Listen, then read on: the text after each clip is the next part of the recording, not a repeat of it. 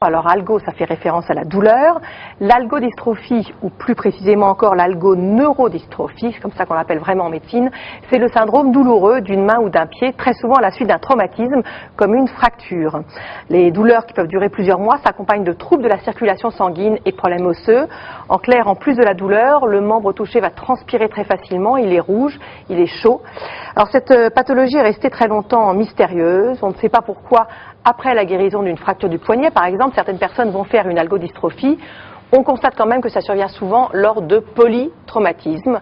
Aujourd'hui, on sait qu'il s'agit d'anomalies de la conduction nerveuse sur le membre traumatisé. Oui, l'influx nerveux qui permet à l'information de passer de nerf en nerf circulerait à l'envers et finirait par transformer une sensation douloureuse normale en douleur très intense.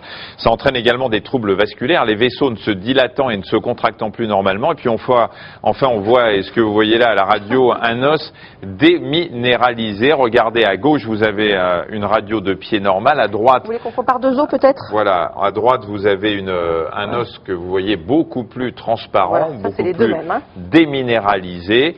Alors avoir mal par intermittence durant des mois a bien sûr des répercussions sur le moral et les personnes touchées sont souvent très déprimées.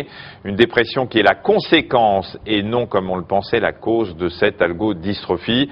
L'évolution se fait normalement vers une guérison au bout de quelques mois et on dispose de plusieurs classes de médicaments pour soulager les malades. Et pour les douleurs d'algodystrophie, l'acupuncture est une méthode assez efficace.